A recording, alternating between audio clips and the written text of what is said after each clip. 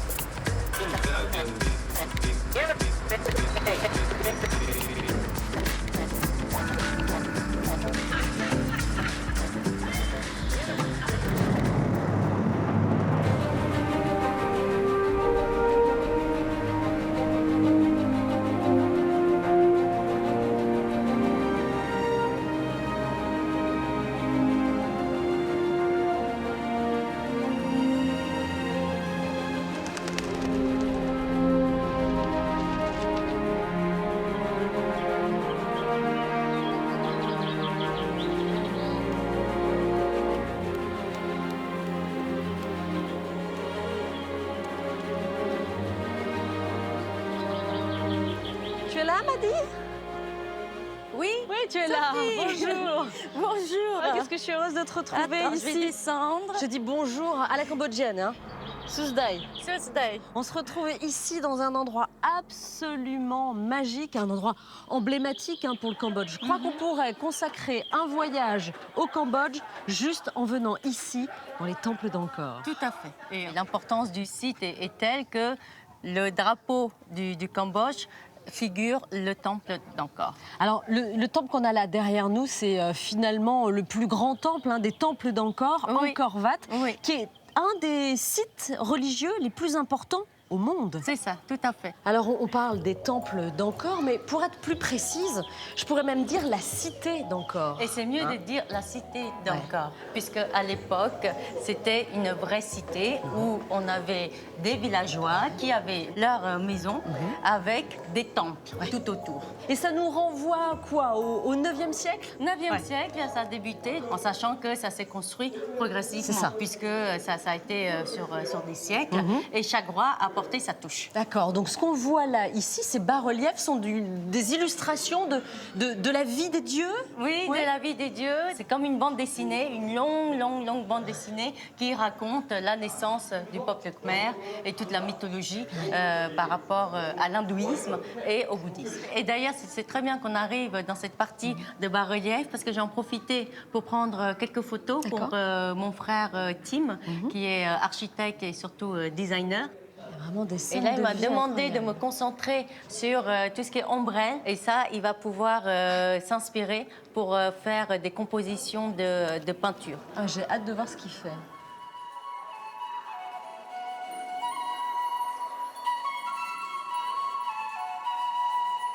Alors ce site d'Angkor est vraiment intimement lié à l'histoire de la population khmer. C'est un site qui a été flamboyant, Oui. ensuite qui a été détruit, qui a été caché, qui a été occupé, qui a disparu presque. Et puis il y a eu un renouveau, une redécouverte. C'est ça, grâce à un explorateur français Ouais. d'ailleurs, qui a découvert ce site en 1860. Ouais, un site qui était complètement sous la végétation, Oui, sous la oui, jungle. La nature avait Végétation. repris ses droits. C'est ça, et d'ailleurs, pour certains temples, la végétation a permis de conserver le temple.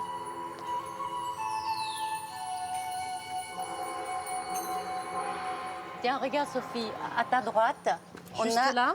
oui, des sculptures de danseuses apsara. Tu sais, ces danseuses célestes Ah, oui. qui représentent la beauté absolue, la grâce absolue. Et d'ailleurs, j'ai une amie qui a ouvert une école de danse apsara que je souhaiterais te présenter. Alors écoute, avec plaisir. Elles sont très gracieuses, ces danseuses.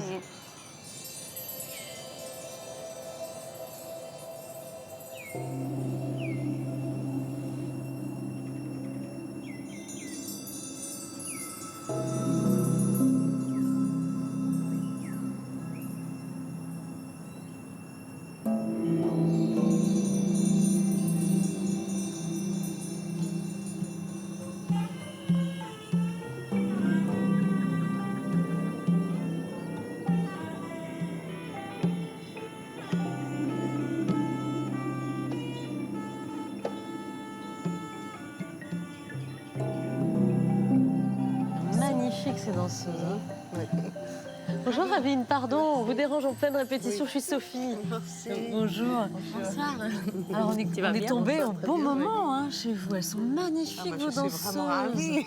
Alors en plus, nous étions au temple d'Angkor, j'ai reconnu là des postures. Hein. Vraiment, vous avez respecté la tradition à la lettre. Hein. C'est la Renaissance et c'est vraiment les apsaras sortis des pierres. Exactement. Ouais. Vous pouvez me remontrer, mademoiselle, comment vous faites le dagan, le serpent?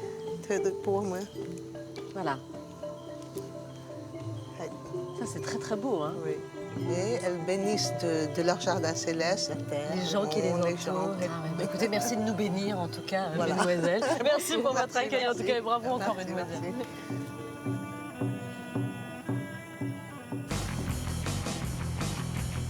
Certains considèrent Angkor comme la 8e merveille du monde, nommée aussi la Venise d'Asie par les touristes chinois qui viennent en nombre pour un week-end.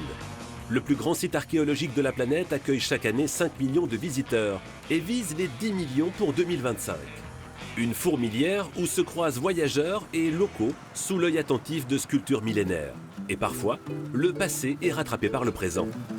Ah, une pyramide! Regarde, ils font une acrobatie. Ça, c'est une représentation comme maintenant. C'est ce qu'on fait tous les jours. Ils sont les uns sur les autres. Srey et Nem sont deux jeunes acrobates et pour eux, Angkor est une source d'inspiration.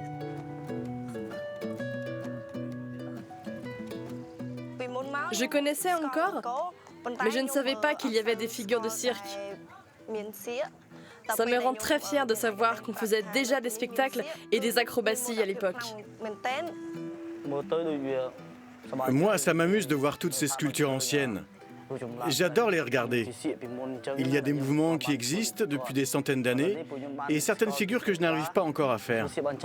Mais je commence à m'y connaître un peu plus et j'essaye d'imiter ce qu'ils font. Et parfois, ça nous inspire pour en créer de nouvelles. Srey et Nem ont tous deux été formés par l'association française Phare, qui aide les enfants de la rue à sortir de la misère grâce aux arts du cirque. Aujourd'hui, ils sont devenus des professionnels qui se donnent en spectacle aux portes d'Angkor. Le cirque est un métier difficile parce que c'est dangereux. C'est quelque chose que j'aime beaucoup, c'est ma passion. Je considère que non seulement le cirque m'a aidé dans la vie, mais je vis cet art comme un accomplissement personnel. Angkor est bien plus qu'un musée à ciel ouvert. C'est aussi un lieu de culte vivant. Les temples sont toujours considérés comme sacrés par les Cambodgiens. Certains sont encore en activité, comme celui de Wat Tanh Tank. Ici, c'est un temple historique. Les moines vivent sur place. Nous sommes 16 et on vient tous de la région d'Angkor. Moi, je suis né juste à côté. Tous les matins, Prop et son disciple partent faire la mendicité dans les villages alentours. Ils passent par le célèbre temple montagne Bayon, connu pour ses têtes géantes.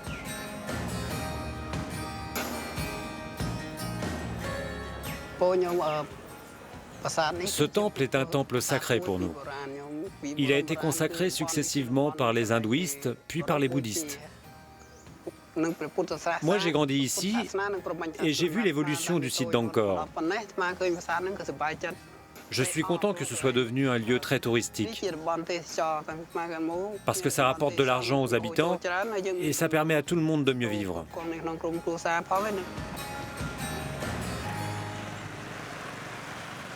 Avec 120 000 habitants répartis dans 112 villages, le périmètre d'Angkor n'a jamais cessé d'être habité.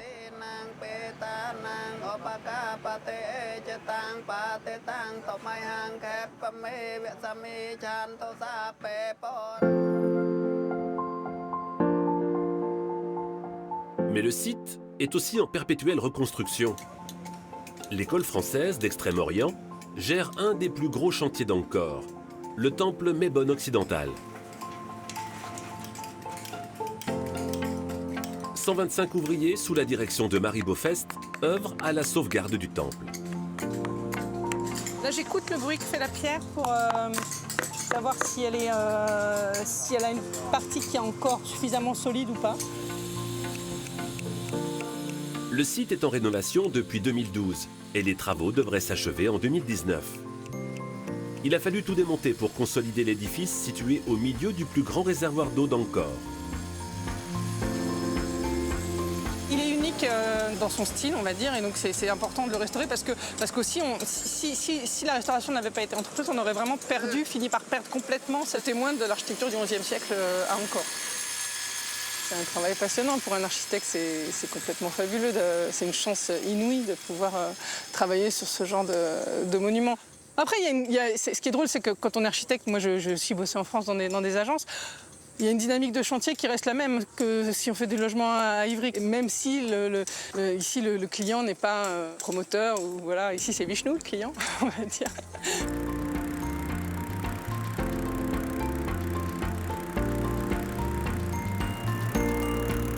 Parcourir Angkor, que ce soit à pied, en voiture ou en ballon, reste un moment magique qui permet de découvrir un site antique encore vivant.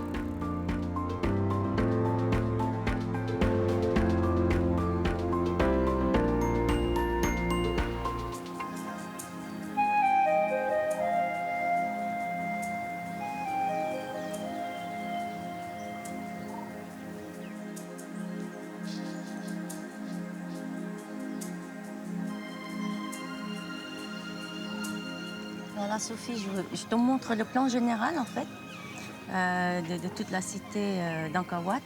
Et là où nous sommes actuellement, c'est Preah Khan. Voilà, Preah Khan, c'est là. Donc je voudrais t'amener plus tard visiter réellement ce temple parce que c'est un de mes temples favoris. Un de tes coups de cœur Mon ici. coup de cœur, vraiment. Tu vois, quand on regarde une carte comme ça, on se rend compte de l'immensité de la cité. Exact, oui. L'eau est vraiment omniprésente. Omniprésente, très très importante également. C'est l'eau qui façonne tout le paysage de la cité angkorienne. Et d'ailleurs, certains archéologues pensent que c'est des périodes de longue sécheresse et ensuite de mousson intense qui a fini par détruire le peuple angkorien au XVe siècle. Donc c'est à la fois l'eau nourricière, mais l'eau également destructrice.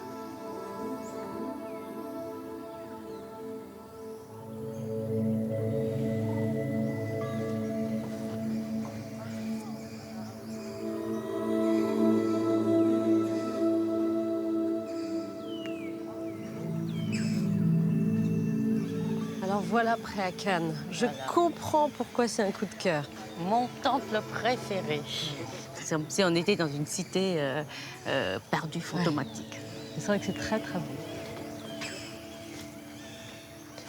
C'est impressionnant quand on s'approche de voir à quel point les racines se confondent là dans la pierre. C'est ça, pour soutenir les temples. Et oui, parce que c'est ça, finalement, on ne sait plus trop si cet arbre abîme ce temple ou s'il le supporte, s'il le soutient. Ouais.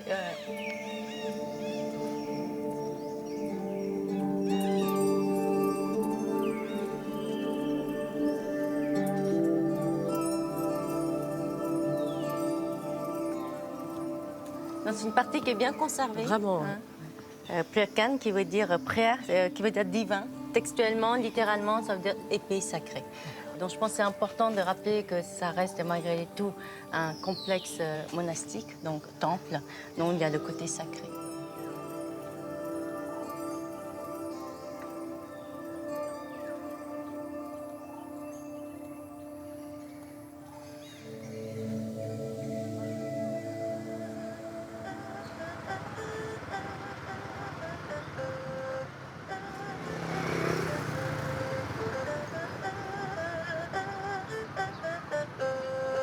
Donc là, on est retourné dans le cœur de Siem Reap, dans le marché. Finalement, c'est là où il y a la vie et c'est là où on peut rencontrer aussi la population locale. Exactement. Donc on retrouve essentiellement des produits locaux. Là, c'est vraiment local. D'accord, avec les femmes qui vendent, je vois, les produits sont beaucoup de femmes assises directement sur les étals. Exclusivement des femmes. Et c'est vrai que les femmes ont un rôle très très important. Ouais. C'est une société matriarcale. D'accord. Donc, par exemple, quand on se marie, c'est l'homme qui va vivre chez la femme et dans la famille de la femme. Donc on est content quand on a des filles. Voilà. Donc toi tu as des filles. Bon, j'ai donc deux tout va filles, bien. donc je sais très bien. Tout va bien. J'ai tiré le gros lot. La nature m'a offert le gros lot. Bien, on va essayer ce stand. Ce sont des nouilles sautées. C'est parfait, j'adore ça. Donc, Avec des petits légumes. Voilà, c'est exclusivement des choux. Un chou chinois, de chou blanc et un tout petit peu de soja. Pas trop de piment pour moi. Hein. Je viens d'arriver, il faut que je m'adapte tout doucement quand même. Ah, ça c'est pour toi. Le compris, piment, hein, exactement. voilà. Pas besoin de traduction là. C'est tout simple, Hein? mais c'est très bon. Ça va, C'est tu vrai. aimes? Ah oui, bah bien sûr. Et c'est très authentique en plus, hein, parce que là, on sent vraiment que ce sont les locaux qui viennent ici. Et en même temps, il y a une curiosité bienveillante. Hein. Oui, non, les gens sont en général, enfin les Khmers sont en général extrêmement accueillants. Ils sont très très directs. Hein. C'est quel âge tu as? Ah, tu fais vieille, tu fais jeune. Ah, vraiment, c'est vrai. Ah oui, oui, on ne Faut pas être susceptible, quoi. Ah non, D'accord. ah non, hein, c'est. Tu fais bien de me prévenir. Si jamais on me dit que je fais un peu vieille, faut pas que je me prenne mal. Et autre chose, si on te dit tu es bien en chair, c'est un compliment. C'est un compliment. Tout va bien. C'est un compliment. Tu fais bien de me le dire aussi. J'ai mes chances, je pense ici. J'ai mes chances.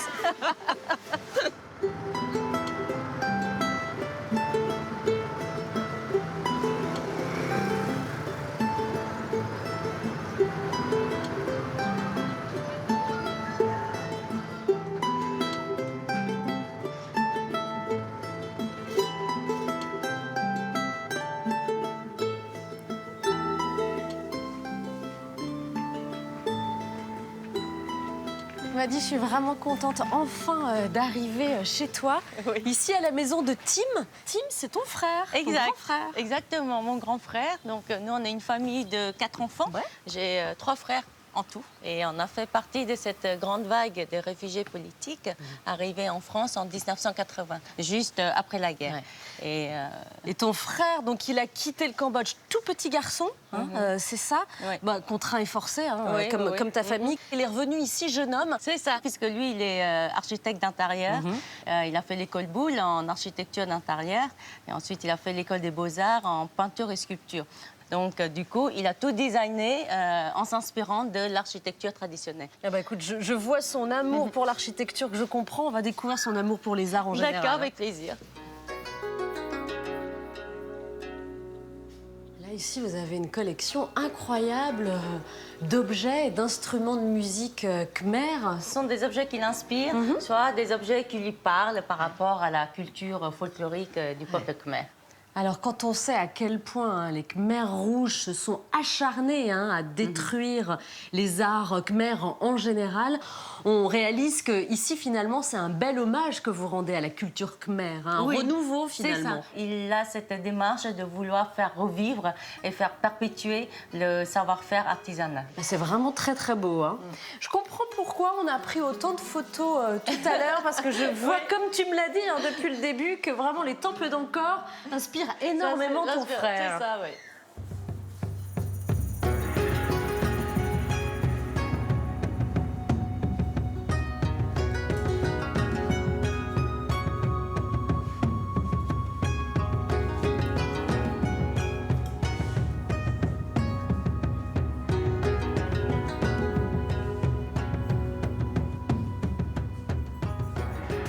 Ah voilà, l'atelier de ton frère. Voilà, on a la chance d'avoir Tim dans son Enchanté, travail. Tim. Bonjour. Je me faufile. Alors, Madi, montre-lui les photos qu'on a réussi à prendre toutes les deux. Voilà. Bon, ça, forcément, c'est des choses que tu reconnais. Oui, bien sûr, des très très beaux chevaux. Ouais. Donc avec ces bas-reliefs, je réinterprète aussi pour que ça soit beaucoup plus d'aujourd'hui.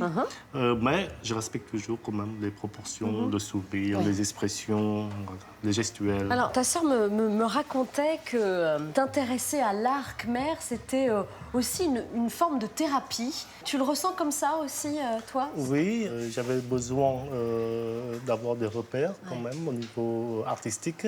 Et du coup, c'est vrai, en effet, la conséquence de ces recherches artistiques m'avait permis de me reconstruire humainement et bien sûr après les guerres. Voilà. Et je suis d'autant plus satisfait que nos jeunes également sont réceptifs et ils sont aussi très très doués.